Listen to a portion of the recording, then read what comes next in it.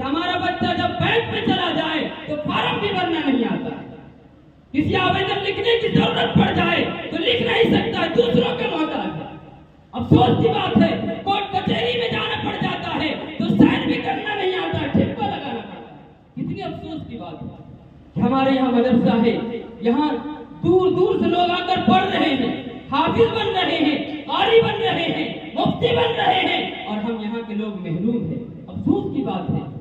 سوچنے کی بات ہے دوستوں اور بزرگوں، یہ بڑی خوشی کی بات ہے کہ آپ تمام حضرات نے ایک آواز پر لبیک کہی اور آپ تمام حضرات یہاں حاضر ہو گئے۔ اس سے معلوم ہوتا ہے کہ آپ کو مدرسے سے محبت ہے، اس سے معلوم ہوتا ہے کہ آپ کو تعلیم سے محبت ہے، اس سے معلوم ہوتا ہے کہ آپ اپنے بچوں کو پڑھانا چاہتے ہیں، دیندار بنانا چاہتے ہیں۔ میں یہ نہیں کہتا کہ آپ اپنے بچوں کو صرف قرآن پڑھائیے، بلکہ آپ اپنے بچوں کو ڈاکٹر بھی بنائیے، آپ اپنے بچے کو انجینئر بھی بنائیے، آپ اپنے بچے کو پائلٹ بھی بنائیے، آپ اپنے بچے کو فون آپریٹر بھی بنائیے، آپ اپنے بچے کو وکیل بھی بنائیے۔ آج ڈاکٹر کی ضرورت ہے، آج ڈھونڈا جائے مسلمان ڈاکٹر کہیں نہیں ملتا ہے، وکیل کی ضرورت ہے، ڈھونڈا جاتا ہے کہیں وکیل نہیں ملتا ہے، پائلٹ کی ضرورت ہے، دیکھیے ذرا آنکھیں لگا لگا کر دیکھیے کہیں وہ آپ کو پائلٹ نہیں ملے گا، جو ملتا ہے وہ غیروں میں ملتا ہے، ہمارے یہاں کوئی پڑھا لکھا نہیں ملتا۔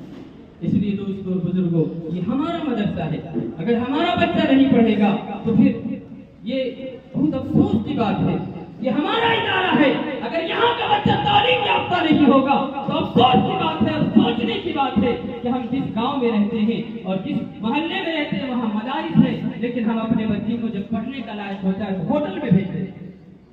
ہوٹل میں بھیج دیتے ہیں کمانے کے لیے۔ اس لیے اگر آپ حضرات کو مدرسوں سے محبت ہے، اگر آپ حضرات کو دینی تعلیم سے محبت ہے، تعلیم سے محبت ہے، تو آپ اپنے بچے کو بھیجیے۔ ہمارے 6 سے 7 سال کا بچہ ہو گیا ہے لیکن پب جی کھیلتے رہتا ہے، باہر میں بیٹھ کر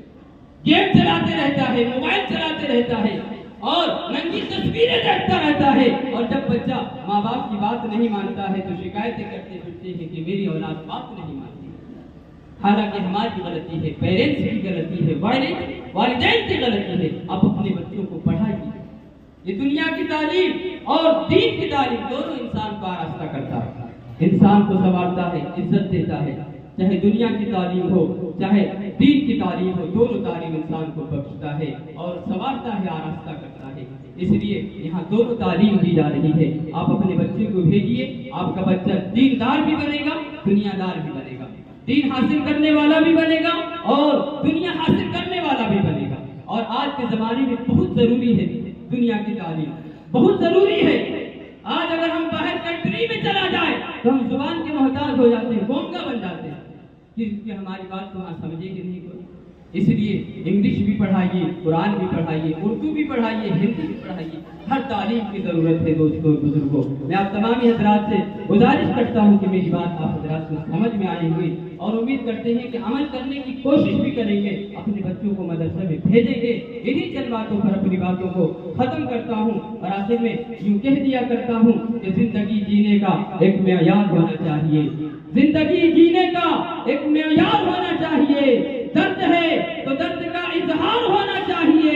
اب تو پانی سر سے اوپر بہ رہا ہے دوستو، اب تو اپنی قوم کو بیدار ہونا چاہیے۔ وآخر دعوانا ان الحمد للہ رب العالمین۔